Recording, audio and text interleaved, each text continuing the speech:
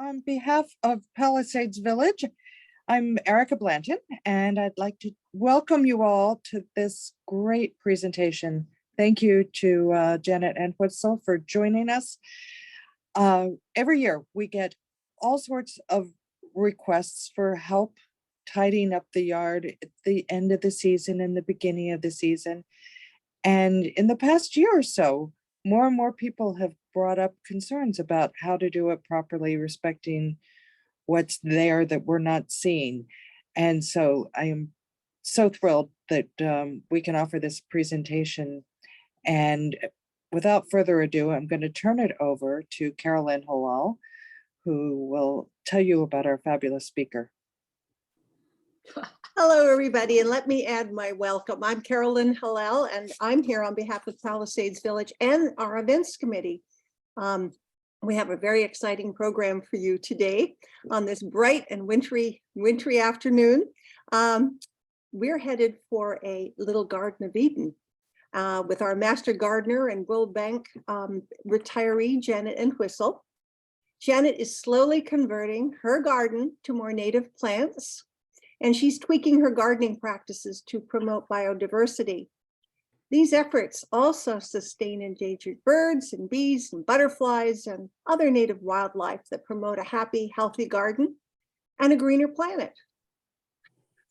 She's going to tell us why it's so important to do this and how we can transform our own gardens a little or a lot. So let's welcome our speaker with the green thumb. Janet, take it away. Good morning, everyone.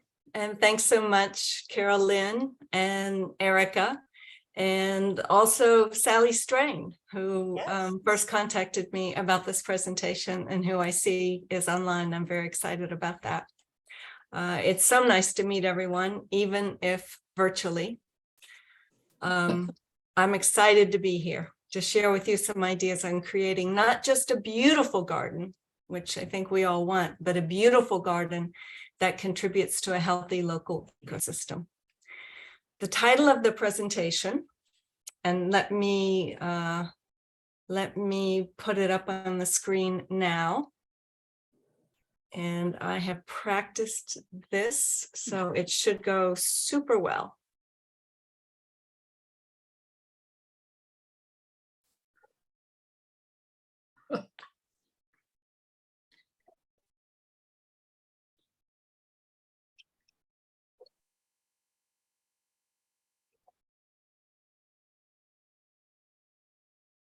Okay, so does everybody see the full screen of the presentation? Yes. Yes. Okay, fantastic. So the title of the presentation, How to Have Global Impact from Your Own Backyard, really reflects my own retirement journey, which began in July 2021. I was searching for the higher purpose in life that I felt like I had lost when I left the World Bank. I wanted to continue to make a difference in the world, even though I was no longer working internationally. And because I have always loved gardening, I enrolled in a master gardening class. About halfway through the class, I had an epiphany that I can continue to have global impact, even if I never leave my garden. And I could do that as a first step by just changing the choice of plants that I put in my backyard or even my front yard. So today I will share with you my early experience in incorporating more native plants into my garden that I hope can give you some ideas for your own garden. And I will share with you some pollinator protecting fall cleanup ideas that will help enhance the healthy local ecosystem that you are creating by planting more native plants. There is a growing movement toward planting more native plants, and some of you may be well ahead of me. During the Q&A today, I hope that you will share some of your knowledge and experience. While I had read many articles over the years, this year it all came together for me.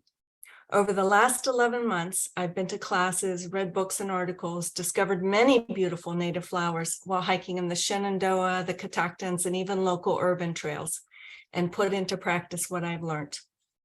My main reference materials for today are two books by Doug Tallamy, who is a professor at the University of Delaware and the de facto leader of the movement to incorporate more native plants into our home gardens. Those books are Nature's Best Hope and Bringing Nature Home. I've also consulted material from the Zerza Society, particularly on pollinator protecting fall cleanup ideas. At the end of the presentation, I've included references to Dr. Talamy's books, fascinating articles on native plants by others that I've read recently, and also to links to other resources that you may find helpful. I can also send these to you through a Word document so you have access to the active links. And I'm available even after the presentation for any follow-up questions. The more that you ask me, the more I will have an opportunity to learn. So please don't be shy with your questions. And if I don't know, I can follow up with you afterwards.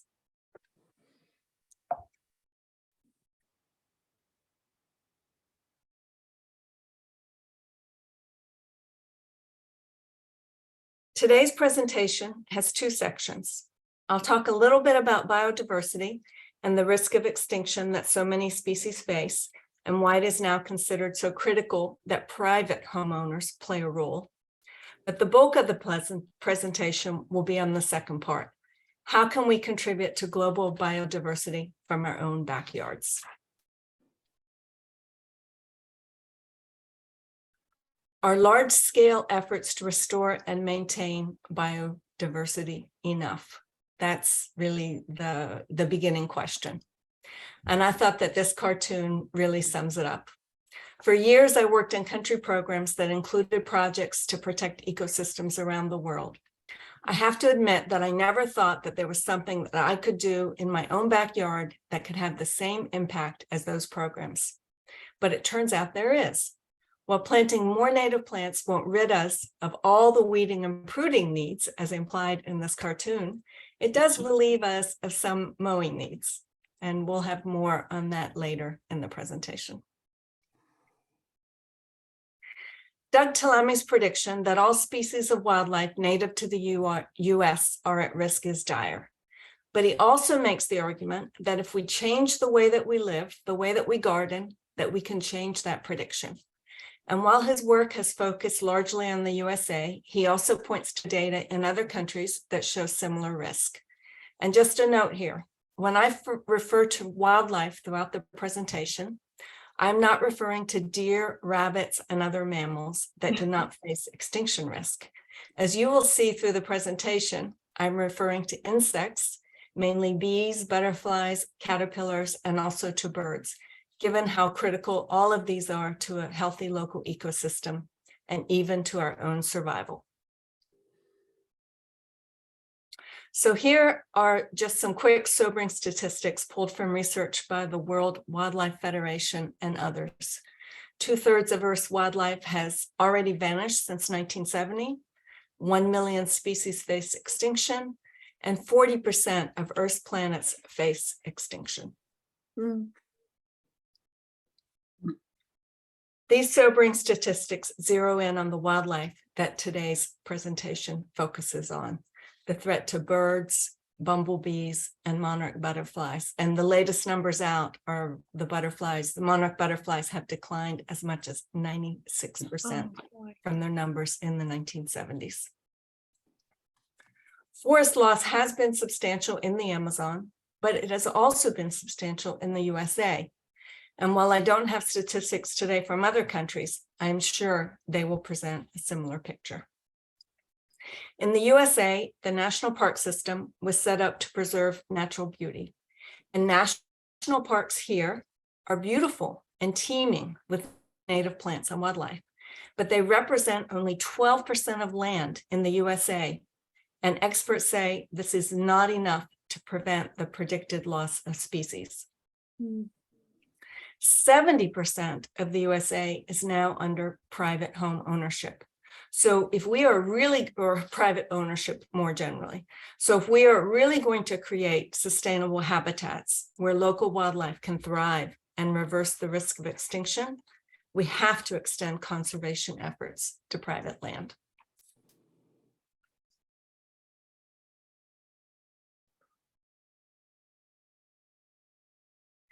Doug Talame is promoting a homegrown national park. I'll have more on that later, including the website you can go to if you'd like to sign up. We can all be part of that effort, and such a park has the potential to dwarf the size of the national park system in the USA. So we've come full circle quickly. Are large-scale efforts to restore and maintain biodiversity enough? According to the experts, not anymore. We can feel empowered that conservation efforts on our own properties by any one of us can make a huge difference. Your yard can be the change. So how can we contribute to biodiversity in our own backyards? Well, I think I've already given some of it away. So of course, the way to do it is to plant more native plants.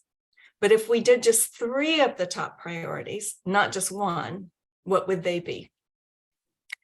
So the 3 I've got here, which I think are the top priorities, and there are other priorities as well I want to add for those that want to start to delve deeper. But if we just start off by removing non-native invasive plants, planting native plants, and embracing caterpillars, bees, and other insects, then we'll have made a really good start.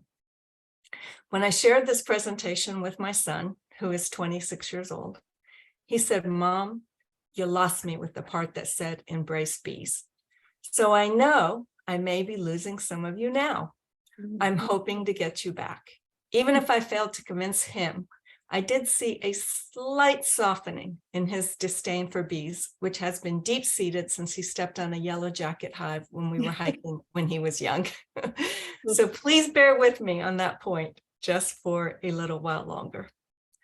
Back to native plants before we leave this slide. If I leave you with only one thought today, it is that plant choice matters.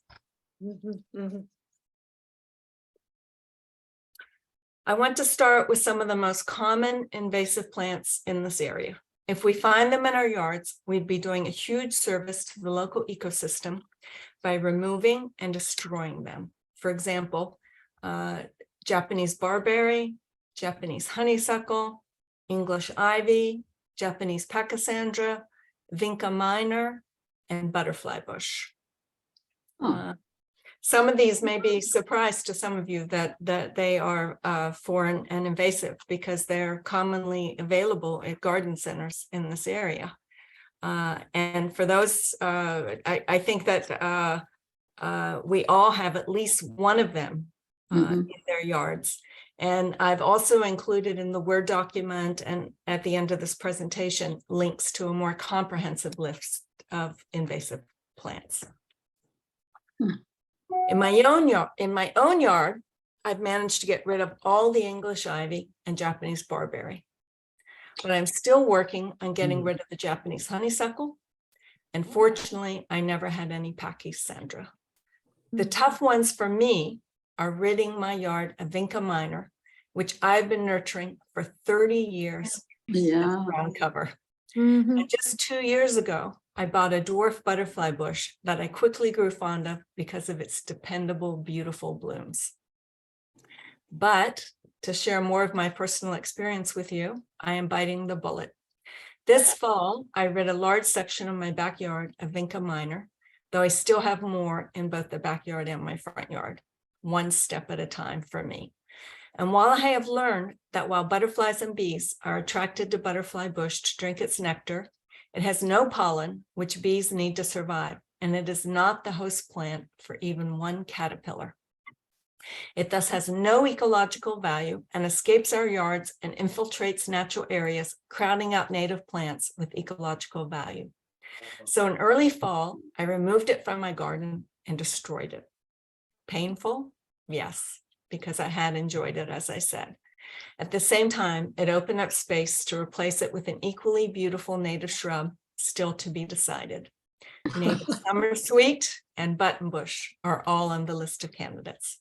Both would provide beautiful flowers like butterfly bush, but also pollen for the bees.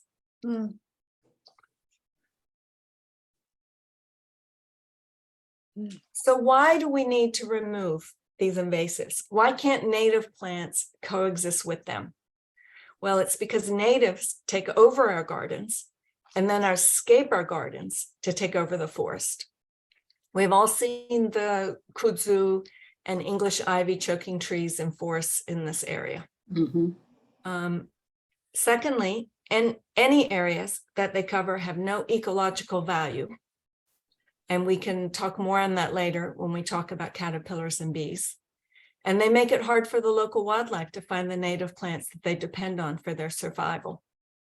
If we remove invasives, we can stop crowding out, reduce non-contributors to the ecosystem, and encourage wildlife, including bees, butterflies, caterpillars, and birds, to thrive. So what are some practical strategies for planting natives? The first one is to reduce the size of the lawn and plant native plants in the newly created beds. We could go from a house that looks like the one in the top picture to one that looks like the beautiful, lush one in the bottom picture. Lawns provide a very resilient surface that we can walk on and at the same time provide erosion control. But since lawn is made up of all non-native grasses, it has no ecological value unless we allow dandelions in the lawn to thrive. Their flowers are considered good early pollen sources for bees. So Doug Tallamy's recommendation is to keep some lawn, but reduce it to what we need to walk on.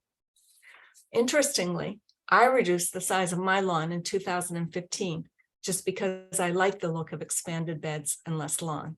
Little did I know at the time that it was such an important step in creating a healthy ecosystem in my yard.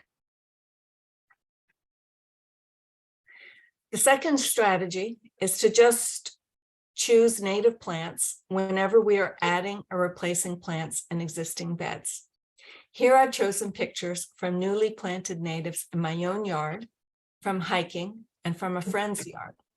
And even without policing my yard 24/7, hoping for a good pick, each photo shows that these plants have been magnets for wildlife all this past summer. So pictured here is scarlet bee balm, and can you see the hummingbird?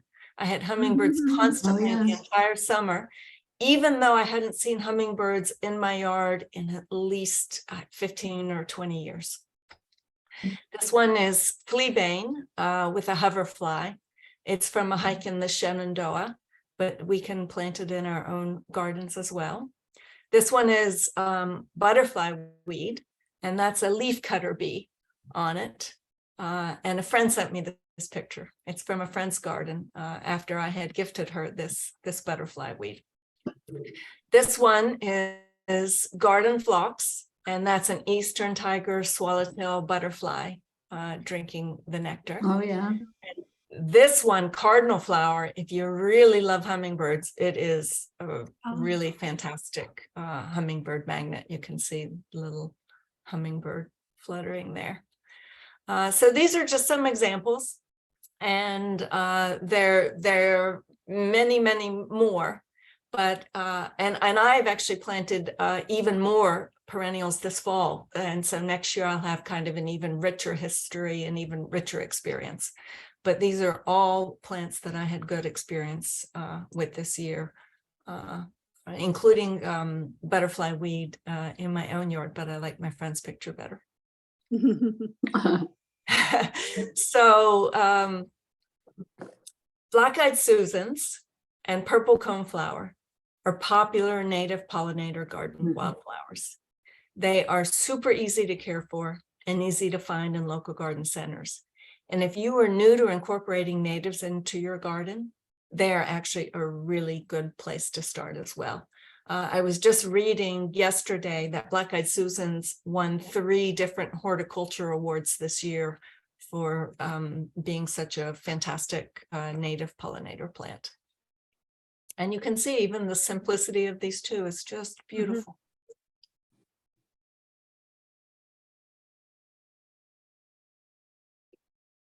These are some beautiful native ground covers that I'm experimenting with in my garden. This is, these are candidates to replace my Vinca minor. So I planted 4 of them in the spring of this year in different spots in my yard as candidates. And this fall, I added robin's plantain. So far, my personal favorite is green and gold. That's this one. I love the yellow flowers set against the dark green foliage, and it is semi-evergreen. So I look forward to seeing it in the spring and how it's adapted to my garden.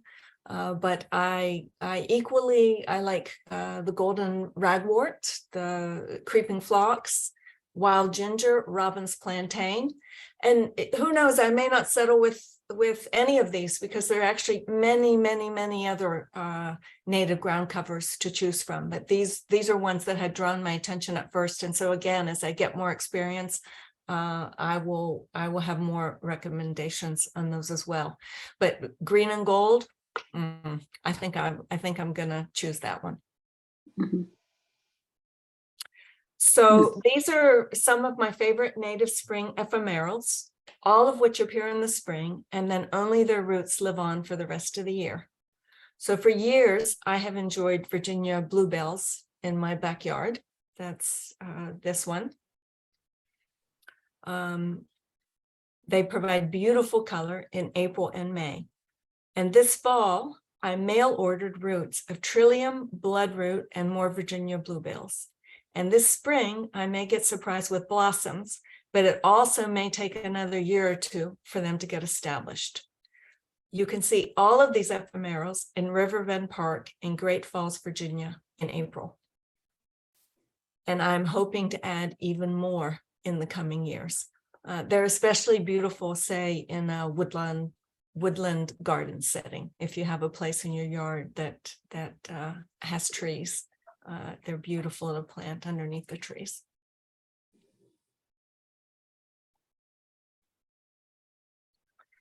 So, one word of warning. In introducing native plants, we may need to rid ourselves of biases of what is a weed. Many native plants include weed in their common name. This is because when European settlers came to America, they named many of the local plants weeds and imported ornamentals from Europe, some of which had already been imported to Europe from Asia and Africa. So we have all grown up thinking many native plants are weeds. Now there is a movement to rename native plants and restore their dignity. They are not weeds. So I thought this was a great cartoon that summarized that. Yeah, if it's beautiful, don't pull it out.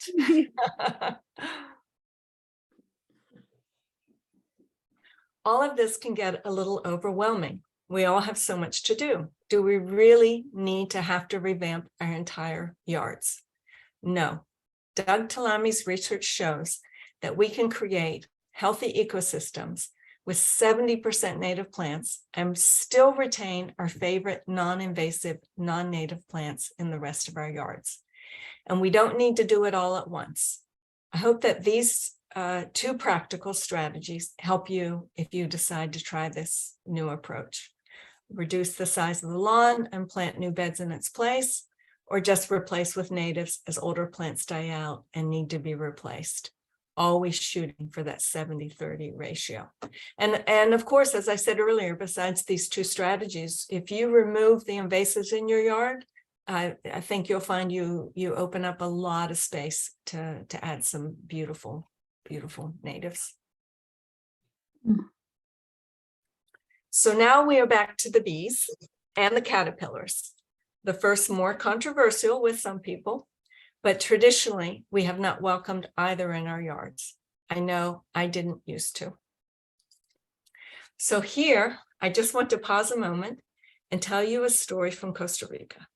I call it Anya, the Damiana, and the variegated fritillary butterfly larva. I've been taking Spanish classes every week via Zoom with Anya, who lives in Costa Rica. When I shared with her my interest in gardening, she told me about a beautiful plant in her backyard with bright yellow flowers. And she found that caterpillars had decimated the leaves, and she was quite upset about it. Well, I don't know anything about native plants in Costa Rica, but we talked and I asked her if she had found any butterfly chrysalises nearby. Maybe, just maybe, the caterpillars that ate her beautiful plant were now in the process of becoming butterflies. And if so, she would probably find their chrysalises. So she went out and looked, and she found beautiful chrysalises flecked in gold. In 1 week, she became a fan of caterpillars, went to her local nursery, bought more Damiana plants for her yard and for her mother's yard. And she tells me that now her neighbors and other relatives are doing the same. She loves knowing that she is making butterflies in her yards. All these pictures are real pictures from her yard. I told Anya I was going to share her story and asked if she had more pictures that she could share with me. She didn't, but she went out with her yard to see if she could take some. And she found this skipper butterfly caterpillar rolled up in the leaf of a Canna indica. She was so excited that she sent a picture to a butterfly specialist that she knows who identified it for her. And she is now so proud that she is hosting 2 types of butterflies in her yard. I have a feeling that this story is not over, and she is actually supporting many more species. So every caterpillar that we make in our gardens becomes either a new butterfly or moth or food for a hungry bird. My own story is that I found a caterpillar on one of my tomato plants in the summer. My initial instinct was to kill it, but I carefully removed it from my plant and then ID'd it. Well, I ended up saving it, taking it far from my tomato plants, and now I know that I have created an owlet moth or fed a hungry bird. I'll never know which. Most caterpillars can only survive if a host plant that they have evolved with survives. They feed on only that one plant. If milkweed disappears, for example, the monarch butterfly will disappear because milkweed is the only plant that monarch butterfly caterpillars will eat. Another example of a host plant, whitewood aster, is the host plant for caterpillars of the pearl crescent and checker spot butterflies. And there are actually lots and lots and lots of examples. The monarch butterfly is really just the best known. But as you get more interested in native plants and delve deeper into it, you'll find there are lots and lots of different host plants you can plant in your yard to attract a variety of caterpillars. Birds could not survive without caterpillars. Most need caterpillars so that they have the energy to reproduce and feed their babies. And most baby birds live on caterpillars. Birds cannot survive on just birdseed and berries. And birds need a lot of caterpillars. Chickadees need up to 9,000 caterpillars just to feed their chicks while they are in the nest, and then more after they leave the nest and still depend on their parents. So this is where we come to this kind of seeming disconnect between our desire to grow beautiful plants and our need to embrace caterpillars that we eat lots of the leaves on those beautiful plants. But we can attenuate this by planting more than one of each kind, leaving plenty for the caterpillars, and then eventually achieving a balanced ecosystem where no one species of insect dominates. Doug Tallamy has convinced me that it is the non-native insects that are jeopardizing the health of our plants. If we plant more native plants and attract more native insects, we can achieve that balance. And in my yard, this is a work in progress. But this year, for the first time ever, I've seen dragonflies in my yard, which are great predator insects for a lot of harmful insects. So, do we really need to embrace bees? We know my son says no, but there is a case to be made on their behalf. We cannot survive on this planet without bees because they do most of the pollinating, and most plants require pollination to reproduce. So that is reason enough for me. But it turns out that most bees are quite passive. It is yellow jackets that we should turn our ire to. And there is no national movement to save the yellow jackets. So anything is possible. What else can we do? And more immediately, for those in the throes of fall cleanup, as I think we all are, how can we do it differently to protect the pollinators that we have been attracting through planting more native plants? We can make protecting pollinators that are overwintering in our area a fall cleanup priority. This has implications for when and how we cut perennial plant stems once the flower fades, what we do with the fall leaves, and even what we do with fallen or cut branches. Historically, we have been encouraged to cut perennial plant stems to the ground in the fall. But is this a good idea? Yes, it will present a more tidy landscape free of dried blossoms and plant stems, but the implications for pollinators can be devastating. Instead, what should we consider doing with dead or dying perennial stems? Ideally, cut them in the spring to varying heights of 18 to 24 inches. New growth will quickly overtake old growth. If more tidiness is desired, cut them in the fall to 18 to 24 inches and place the stems that may already harbor bee nests in an out-of-the-way place in the yard where they will not be disturbed over the winter. Perennial stems can actually enhance the landscape, especially if the dried flower heads stay intact, which is recommended anyway, since many birds feed on the seeds. And so maybe you don't need a lot of convincing to stop this practice of cutting perennials to the ground. But can we also think of ideas to keep more fall leaves on our properties to protect overwintering bees and butterflies, especially when we have been conditioned to have each and every one raked up and then vacuumed by the city, especially if we like a tidy look both inside and outside of our properties. There are various approaches that we can take. So for example, on my property, I leave the leaves as mulch under dense shrubs or on top of ground covers where gravity and moisture quickly pull them to ground level and underneath the ground cover.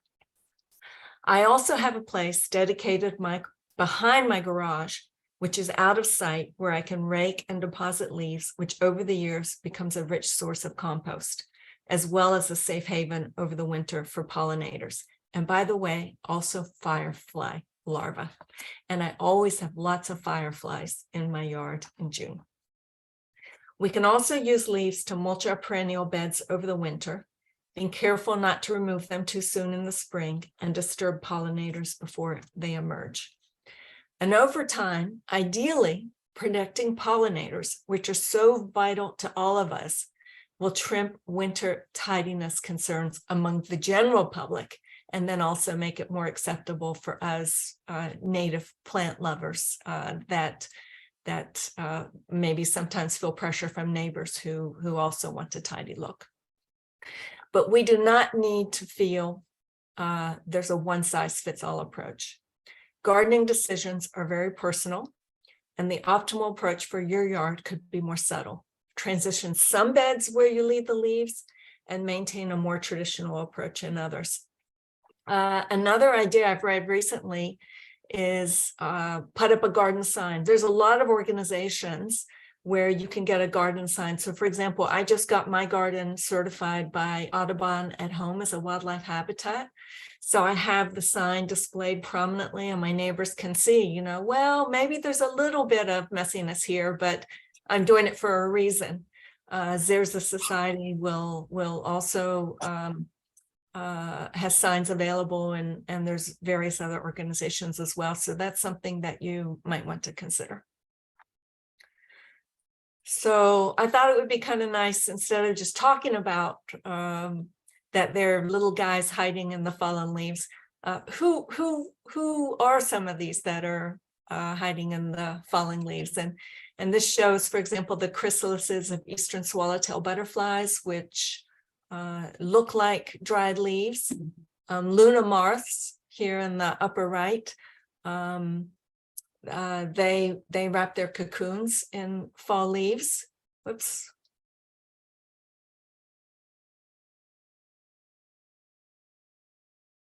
And here's an overwintering queen bumblebee. There was even more critters that will be in your fallen leaves, but these are just some nice examples. I think that brings it a little bit more alive. I also have a small brush pile behind my garage and out of sight.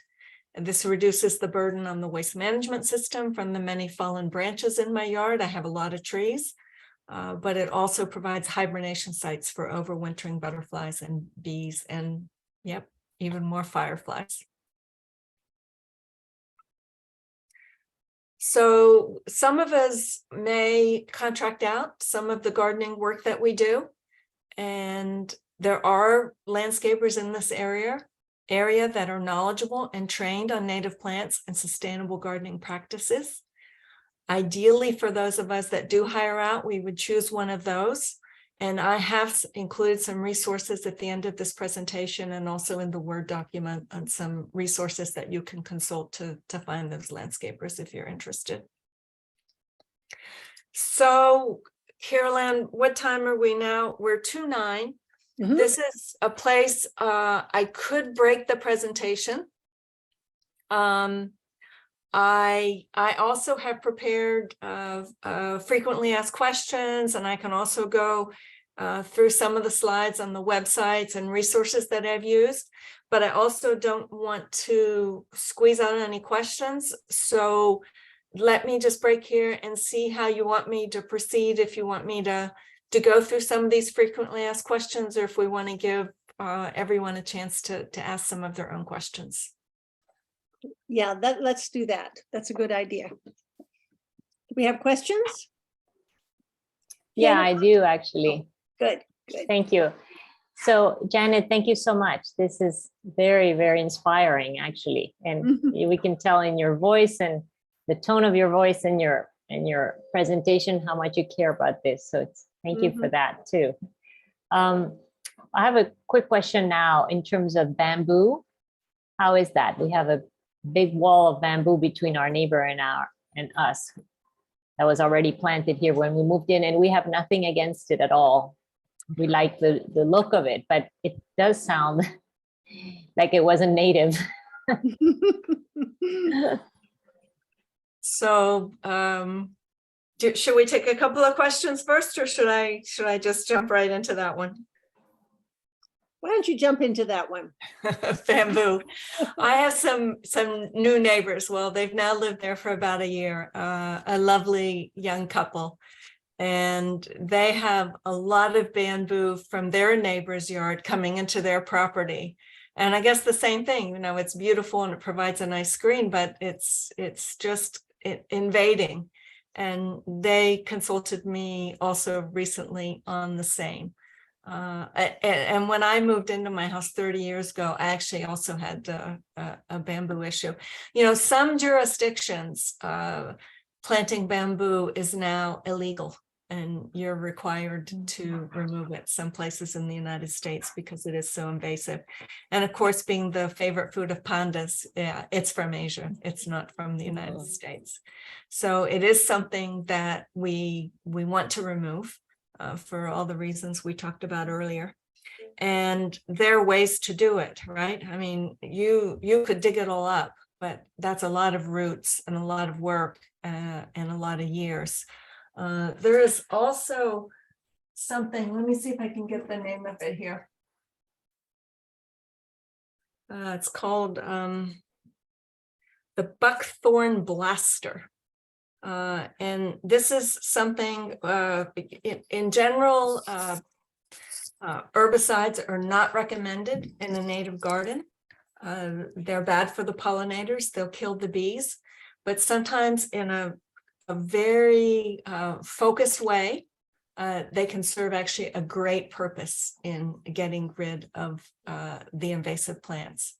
So what I recommended to my neighbors is, by the way, before I get to that, the bamboo also, this is where the Hello. Can you hear me? Yes. I'm sorry, I'm busy. Go ahead, Janet. I think somebody. Okay, the Asian tiger mosquitoes are living inside the hollow stems of the bamboo. And so if you've got a terrible mosquito problem on your property and getting rid of the bamboo, it could also help you with the mosquito problem. So what you can do with this buckthorn blaster is you can put some herbicide in it. You cut off the bamboo kind of close to the ground, and then immediately Doug Talami says, not tomorrow, not the next day, because you just want to take care of it right away. You kind of dab that bamboo with the buckthorn blaster, and then it can go down to the roots and kill it. It will probably take you a while. You know, I think it's going to be an effort of a few years based on my own experience, because it took me years to get rid of the bamboo. But I think that's probably the best way to eradicate it. Thank you. I have a question, Janet. I'm curious about how large is your own garden? It sounds like you have a lot going on. And then the other question I wanted to ask was, is it possible to have a variety of flowering plants that bloom throughout the season and work in shade and work in sun? Can you do all the kinds of things that many gardeners who've not been using indigenous plants have been doing and have enjoyed? Okay, yes. You know, when I bought my house, I bought it 30 years ago. And I bought it in part because it had a garden ready to be transformed. But I also had other priorities. So this career in international development really interfered a lot with my gardening desires. And so over the last year and a half, I've really kind of taken off. So I think my property sounds bigger than it really is. It just needed a lot of TLC after all those years of neglect. It's actually 7,500 square feet, my property, but that includes, you know, the footprint of the house. Yes, yes. Yeah. So you can do a lot with a little bit, or you could do a little bit with a lot. And in my case, I try to do a lot with a little bit. Good. In terms of variety, there are really just so many choices in native plants, and so many, you know, if you're someone like me who wants blooms all year long, you know, from those very early bloomers all the way up to November. Some of the asters will bloom all the way through November. And this is actually really essential also for pollinators to get these early bloomers in and late bloomers in, because there are so few sources of pollen in those parts of the year, but some of the bees do start coming out. So there's huge variety, and I am working hard on making sure I have natives that are blooming throughout all of the year. I already have in my yard non-natives and natives that bloom throughout of the year. And so my goal is more and more natives. In terms of shade and sun, yes, they're both. And what I will do is I'll double check my Word document and make sure I have some nice links to natives that do well in shade and natives that do well in sun, so that you have access to that. And like I said, also, I'm available, you know, for any, you know, personal interaction as well. I'd love to meet any of you that are as interested and as passionate about this as I am. That's great. Thank you. Other questions? Yes, I planted the coneflowers and black-eyed Susans, and deer came and ate them all. I've never had trouble with deer until this year, but the flowers were gone the minute they came out practically. So that I'm going to go to one of my frequently asked questions on that one, because that one does come up a lot. So a lot of people say, well, isn't planting flowers the same thing as feeding the deer and rabbits? And I think you're feeling that way right now. The links that I'll make sure you get access to include a list of deer resistant natives and rabbit resistant natives. Interesting, black-eyed Susans should be pretty deer resistant because they have that texture on them that deer don't like, and the same with coneflowers.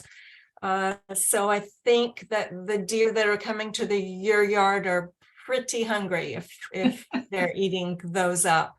And there might be some strategies that you can use to divert them. Thank you. But anyway, I empathize. I have some questions about types of common flowers that I'm under the impression were American natives, but maybe are not. Maybe my impression is wrong. And one group of flowers like that are the monardas. Another is rose campion. We got some rose campion seeds at Williamsburg, and they come back again and again. There's also what's that tumbleweed? Purple, the purple sage, purple sage. Yeah, so purple sage, I think, is native to the United States, I think, at least in some parts of the country. It sure seems like it. So are those things actually native flowers, or is that just an illusion that I've got? So the best way to know for sure and to look it up is to know the Latin name, because a lot of the common names are similar across countries. And so it was the same with me when I was first starting out on this. There were some things I would hear the common name. For example, I have witch hazel in my yard. Well, there is witch hazel that is native, and there is also witch hazel that's from Asia. And unfortunately, it turned out I had the witch hazel from Asia. Beautiful, beautiful tree, by the way, that blooms as beautiful yellow flowers in February, but so does the native one. So monarda, I can tell you with beyond a shadow of a doubt that monarda is going to be native. And the plant I showed earlier with scarlet bee balm, for example, the hummingbird drinking from the scarlet bee balm is monarda. Purple sage, rose campion, I would have to look that up, and then possibly also maybe what you can do is after this is send me pictures of both of them, and then I can try and do some investigative work for you and give you a good proper answer on those two.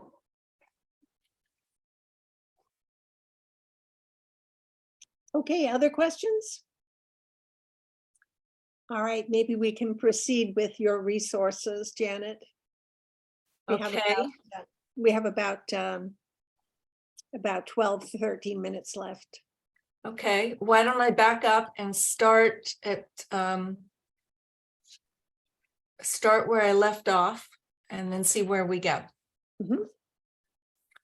So one thing that people often say, well, isn't native plant gardening just for specialists?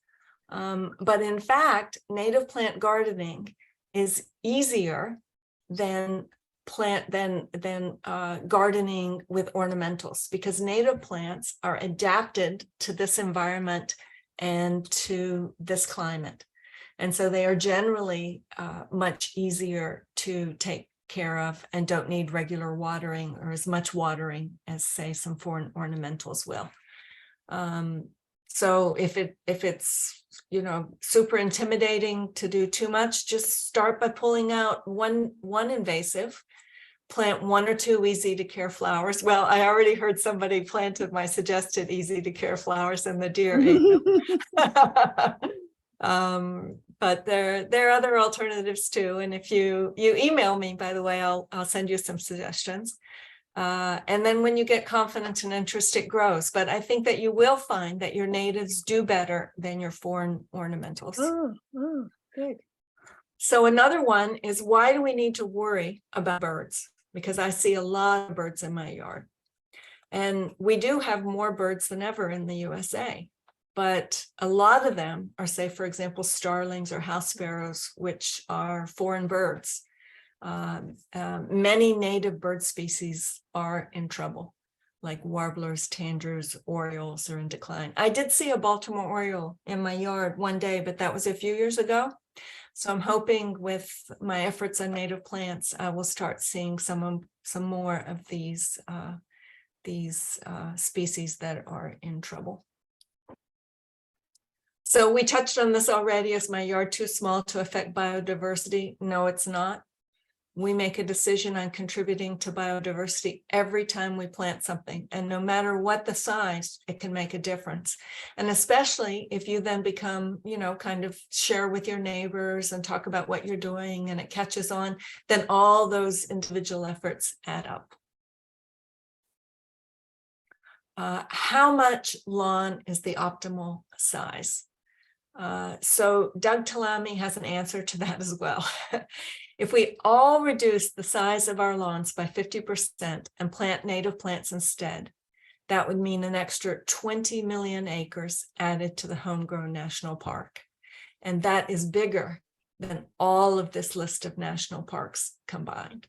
And so this is how we as private homeowners can make a huge difference in through our combined efforts.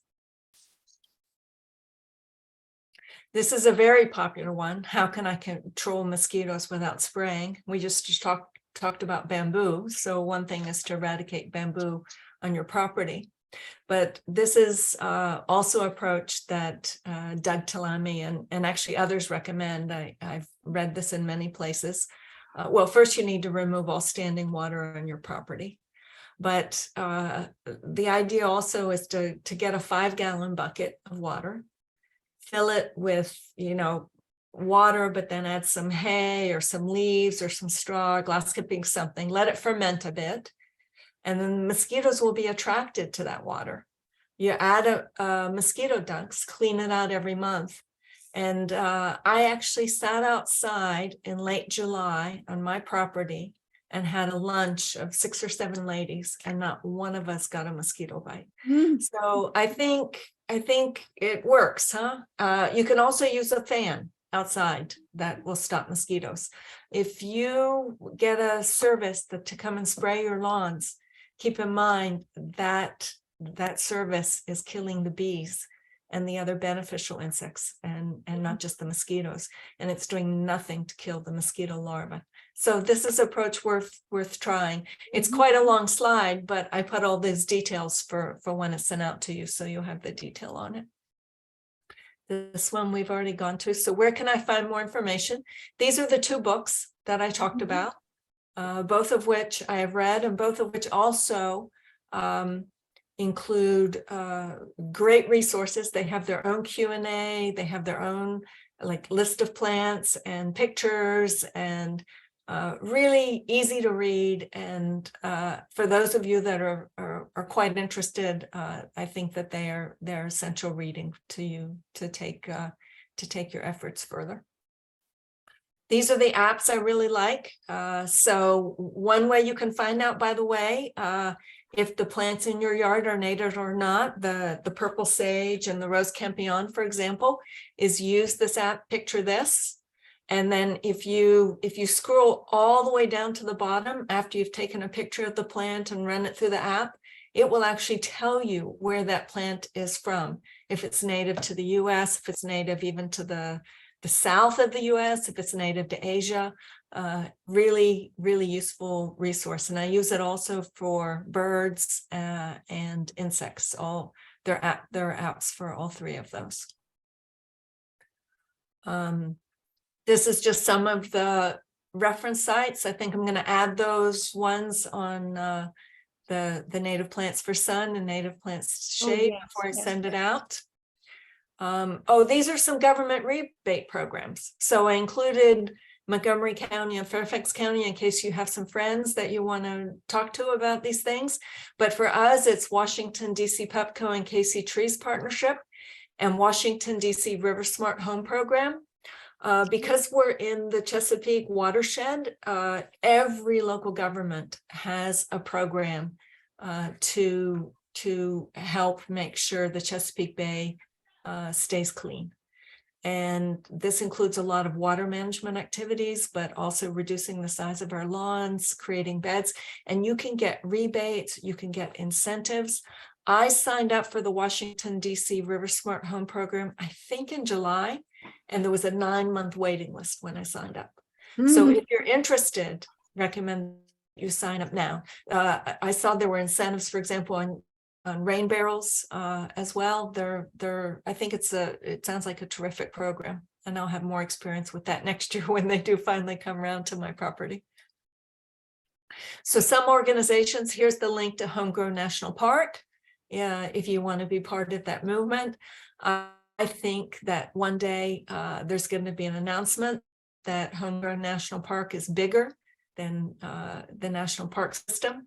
And wouldn't it be great if we could all say we were part of that effort early on? So I do recommend you going on that website, looking at that and seeing if that's something you want to do. Xerxes.org is a super good resource, Audubon at Home. This Audubon at Home program I volunteer with, but in Rappahannock County. It's a terrific program that I believe right now it is not in DC, but if you have friends in Virginia, it's a great program to tell them about. And then there these native plant societies, they're really good resources as well. So I've included here also links on how you can become a master gardener. DC does have a program. They also have a program that's called Master Naturalist, and that also has a big emphasis on native plants. And I am actually going to start a native Master Naturalist program in March of this year. By the way, my certifications are in Rappahannock County. They are not in DC. I've also included here the Virginia and Maryland programs if you wanted to take a look at those. Whenever I see articles and I even search them out, I love reading sort of the latest. And so if one day you're sitting on the couch and you want to go through just a bunch of articles from the Washington Post or the New York Times or Master Gardening Associations, you'll have your links at the fingertips once you get what I send you. More articles here. These ones are about reducing the size of the lawn. And then I also came across these videos when I was preparing the presentation. I thought they all looked really interesting as well. I enjoyed all of them. And so in a few words, that is the end of the presentation. And I just want you to think plant choice matters and healthy neighborhood local ecosystems add up to a healthy planet. And thank you. And here's the Monarda again. And this time it's with an American goldfinch that had been drinking its nectar a few minutes before this picture. This is from my yard this summer as well. Janet, I'm sure there are more questions, but you have provided so many resources that we do have the answers at our fingertips. I speaking for myself, I think we all love our gardens. We're here because of that. And I think we tuned in today because we want to make a positive difference. And the idea of a homegrown national park is just so intriguing, so inviting, really quite delicious. I want to remind everybody that Janet is returning in early spring, and she's going to be helping us tell us how to prepare our gardens and how to get started in choosing our native plants. And in the meantime, you've given us so many great resources. We can do our research and be ready for you next time with really tricky questions. So thank you, Janet. This has just been a pleasure. We're so grateful to you for being a resource and for offering to help us when we have questions or when we need your guidance. So thank you for being a resource all year round. Thank you so much. And I'll look forward to seeing you all in the spring and with lots of tangible suggestions on what you can put in those gardens, as Carolyn said. Wonderful. Thank you so much, Janet. Thank you everyone for tuning in. We'll see you again in the spring, if not sooner. Bye-bye. Bye-bye. Thank you. Thank you, Janet. This was just absolutely terrific. And I'm so excited about, we have people who are struggling with what to do in retirement. And you are the walking billboard for how to have a fulfilling retirement. Yes. I love it. I'm working very hard at it.